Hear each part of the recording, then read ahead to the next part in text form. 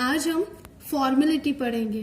जैसे हमने मोलैरिटी और नॉर्मलिटी पढ़ा, उसके आगे फॉर्मेलिटी को पढ़ेंगे।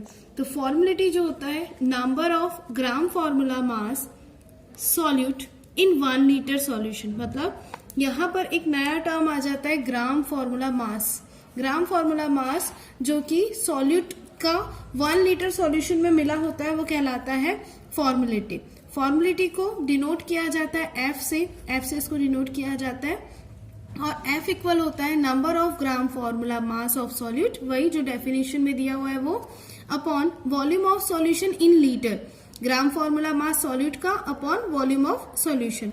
इसी को हम लिख लेंगे ग्राम फॉर्मूला मास की जगह पे मास ऑफ सॉल्यूट, जैसा हम लिखते हैं नॉर्मलिटी में, mass of solute into 1000 upon gram formula mass of solute into volume.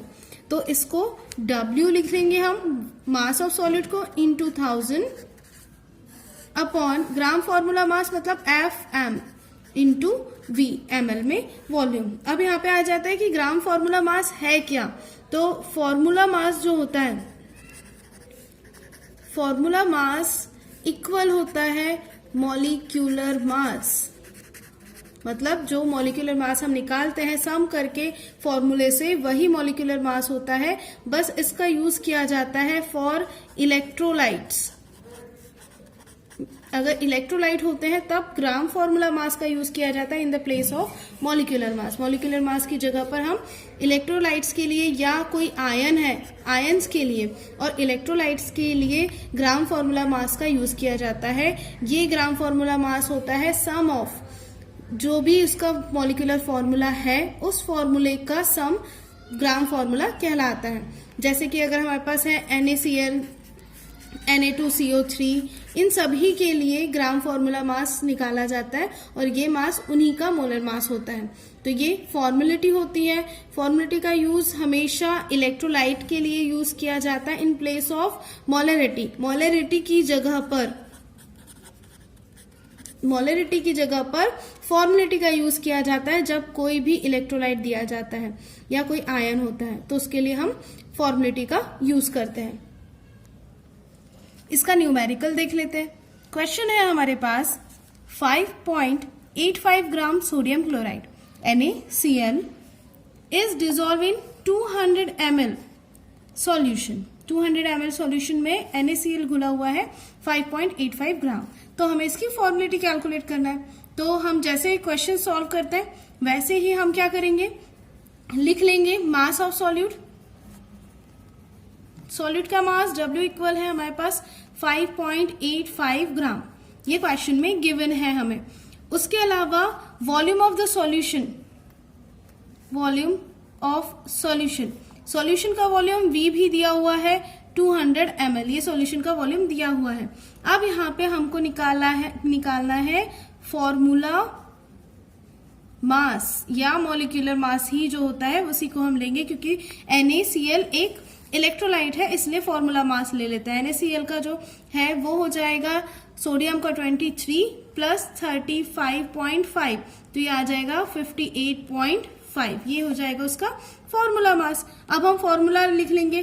फॉर्मुलेटी F equal होता है W into 1000 upon FM into V। Values हम पुट कर देंगे।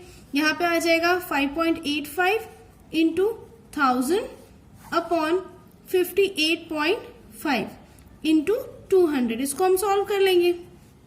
सॉल्व करने पर हमारे पास आ जाएगा, ये जो पूरा हम सॉल्व करेंगे इसके बाद आ जाएगा हमारे पास, इसको काट दिया हमने, तो ये आ जाएगा 5/10, या हम इसको लिख सकते हैं 1/2।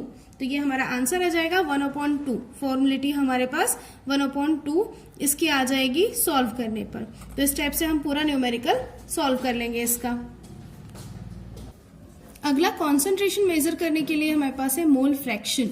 मोल फ्रैक्शन का यूज किया जाता है कॉन्सेंट्रेशन को मेजर करने के लिए।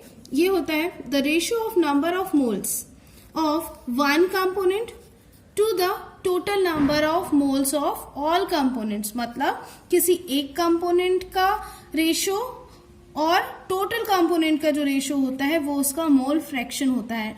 क्योंकि नंबर ऑफ मोल्स की बात करें, जैसे हम एक एग्जांपल ले लें, एक हमने सॉल्यूशन लिया, इस सॉल्यूशन में हमारे पास दो टाइप के कंपोनेंट्स हैं, एक ये मैंने ऑरेंज कलर से बनाया हुआ है ये कंपोनेंट, और ब्लैक कलर से बनाया है। तो जिसका अमाउंट ज्यादा होता है उसको हम बोलते हैं सॉल्वेंट, तो जो ज्यादा है वो सॉल्वेंट है और जो कम है वो है सॉल्यूट। और जब ऑल कंपोनेंट्स की बात हो रही है तो किसी भी सॉल्यूशन में ऑल कंपोनेंट्स दो ही हो सकते हैं, सॉल्वेंट और सॉल्यूट, ये दोनों कंप्लीट कंपोनेंट्स होते हैं। तो कहा जा रहा है कि किसी एक कंपोनेंट का रेशो और उसके अपॉन में टोटल कंपोनेंट का रेशो, मतलब अगर हमको टोटल लेना है तो हम सॉल्वेंट और सॉल्यूट निकालेंगे, ये तो हमारे पास क्लियर है।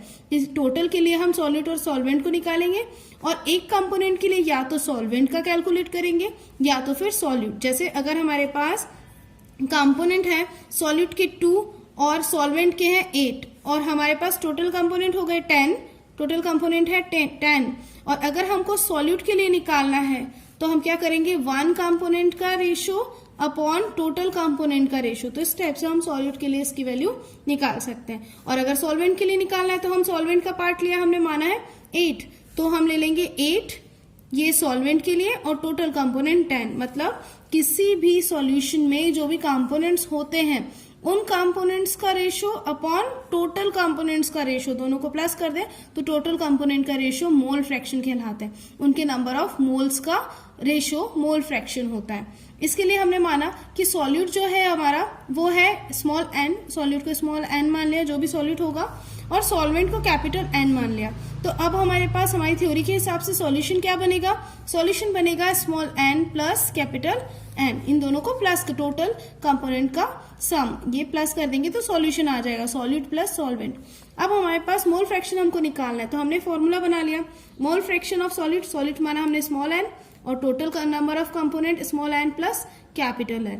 मोल फ्रैक्शन ऑफ सॉल्वेंट अगर हमको निकालना है तो कैपिटल N को ऊपर ले लेंगे और अपॉन में ले लेंगे small n plus capital N। तो इस टाइप से मोल फ्रैक्शन होता है the ratio of number of moles of one component to the total number of moles, total number of moles दोनों का रेशो मोल फ्रैक्शन होता है। समझ में आ रहा है आप लोगों को? इसके नीचे हम देख लेते हैं, एक न्यूमेरिकल इक्वेशन दिया हुआ है, calculate mole fraction of solute and solvent in a solution having 4 gram NaOH। अब यहाँ पे सॉल्यूट दिया हुआ है हमारे पास और सॉल्वेंट दिया हुआ है 90 ग्राम, तो ये हमारा सॉल्वेंट है। तो हम क्या करेंगे, इसको सॉल्व करने के लिए सबसे पहले हम ले लेंगे हमारे पास गिवन क्या क्या चीजें हैं।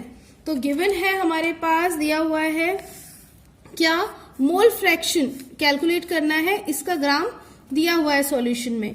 तो नंबर ऑफ मोल्स हम निकालेंगे सबसे पहले, number of moles of NaOH है तो NaOH का नंबर ऑफ मोल पहले निकालेंगे, क्योंकि पहले मोल पता होना चाहिए हमारे पास, तभी हम उसका मोल फ्रैक्शन कैलकुलेट कर सकते हैं। तो number of moles of NaOH, तो नंबर ऑफ मोल्स क्या होता है, गिवन मास, ये आपने फॉर्मूला पढ़ा हुआ है, given mass upon molar mass.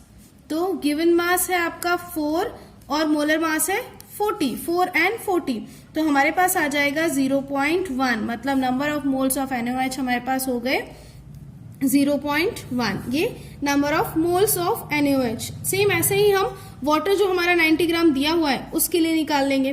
तो number of moles of water, formula वही है given mass upon molar mass. तो गिवन मास है 90 और वाटर का मोलर मास होता है 18, तो 90 अपॉन 18 अगर हम इसको सॉल्व कर लेते तो हमारे पास आ जाएगा 5।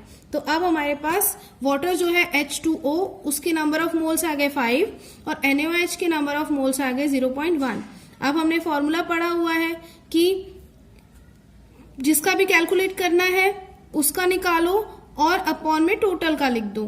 तो सबसे पहले तो हम टोटल निकाल लेते हैं कि हमारे पास NaOH प्लस वाटर, इन दोनों को मिला के सोल्यूशन बन रहा है, तो दोनों का निकालेंगे हम 5 प्लस 0.1, तो हमारे पास आ जाएगा 5.1। ये हमारा टोटल नंबर ऑफ सॉल्यूशन है। और क्वेश्चन में दिया हुआ है कि सॉल्यूट और सॉल्वेंट दोनों का मोल फ्रैक्शन कैलकुलेट करो, तो हम लिख लेंगे mole fraction of NaOH, solute है तो NaOH इक्वल, NaOH का अमाउंट हम ले लेंगे small n upon n plus n capital N, ये फॉर्मूला हम बनाएंगे। तो इसका है 0.1 अपॉन, अभी हमने n प्लस n को निकाला 5.1, तो इसको हम सॉल्व कर लेंगे। आप इसको सॉल्व कीजिए और सॉल्व करने पर इसमें आ जाएगा 0.019। इसको सॉल्व करके देखिए 0.019 इसका आंसर आ जाएगा। फिर ऐसे ही हम निकालेंगे mole fraction of water H2O का। तो H2O के लिए अभी हमने कैलकुलेट किया small capital N upon n plus n, तो हम यहाँ पे ले लेंगे 5 अपॉन 5.1, इसको सॉल्व किया जाएगा तो आपके पास आ जाएगा 0.981। इसको आप सॉल्व करके देखिए कि ये आता है कि नहीं।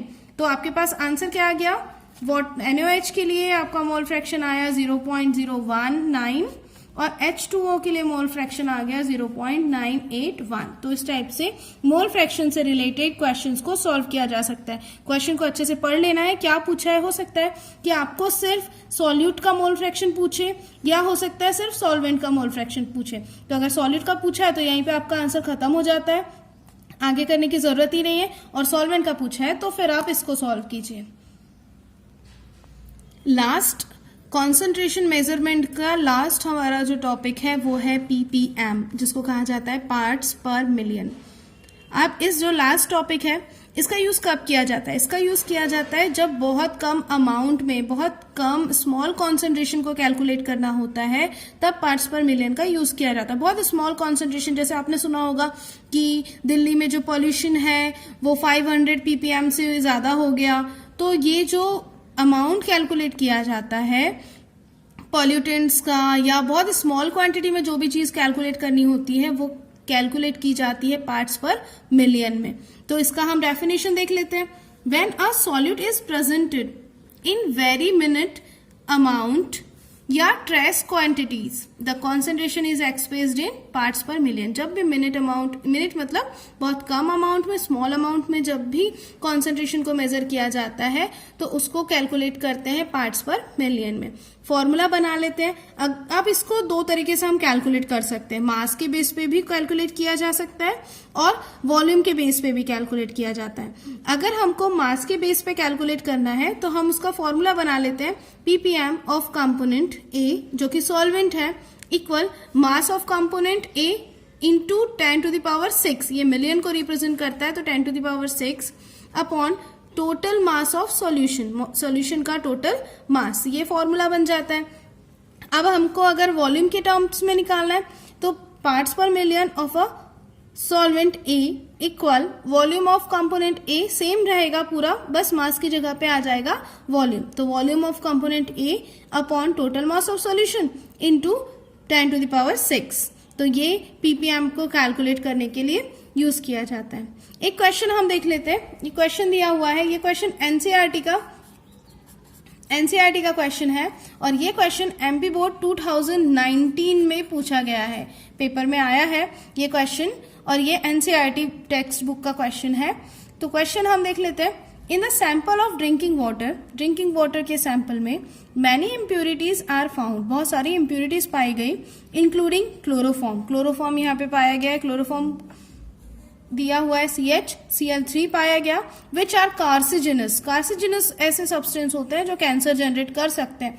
तो ऐसे सब्सटेंस जो कि कार्सिजिनस है ड्रिंकिंग वाटर के सैंपल में पाया गया।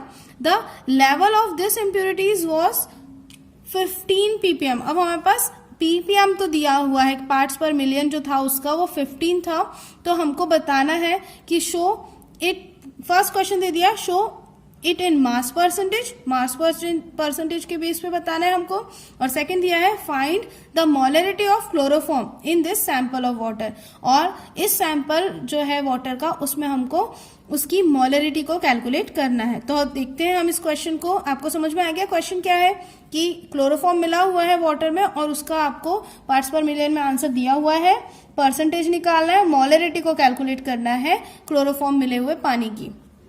फर्स्ट क्वेश्चन दिया है कि हमको परसेंटेज ऑफ मास निकालना है, परसेंटेज ऑफ मास निकालना है क्लोरोफॉर्म का। तो हम इसको लिख लेते हैं percentage of mass equal mass of chloroform, जो क्लोरोफॉर्म दिया हुआ है उसका मास जितना भी दिया होगा वो, अपॉन टोटल मास, अभी हमने फॉर्मूला देखा था मास, और क्योंकि परसेंट निकालना है इसलिए हम 100 से इसको मल्टीप्लाई कर लेते हैं।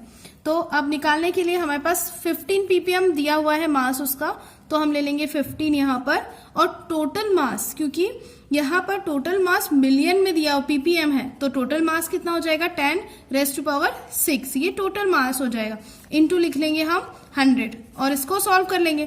तो जब करेंगे हम इसको सॉल्व, तो यहाँ पे हमारे पास कितना आ जाएगा 15 इंटू 10⁻⁴, या हमको इतना जो है इसका परसेंटेज नहीं बताना है तो हम इसको लिख लेंगे -4।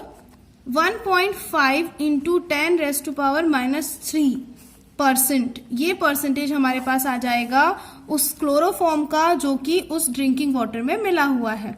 अब सेकंड क्वेश्चन दिया हुआ है हमको, calculate the molarity of chloroform, chloroform की मोलरिटी को निकालो, मोलरिटी निकालनी है। तो अब हमारे पास फॉर्मूला हमको पता है W इंटू 1000 होता है मोलरिटी का, अपॉन MW इंटू वॉल्यूम जो भी दिया है, या मास में अगर दिया है तो मास में हम उसको कैलकुलेट कर लेंगे, अगर मोलरिटी है तो मोलरिटी निकाल लेते हैं हम।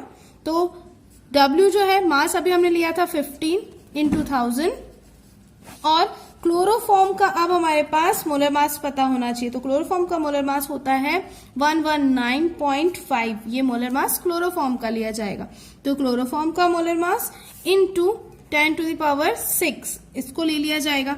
इसको सॉल्व करना है, तो इसको सॉल्व करके आप देखिए, और इसका आंसर आएगा 1.25 इंटू 10⁻⁴, ये उसकी मोलरिटी आ जाएगी। तो इसको सॉल्व करके देखिए और बताइए कि वीडियो कैसा है आपको। अगर पसंद आता है तो लाइक एंड सब्सक्राइब करें। Thank you.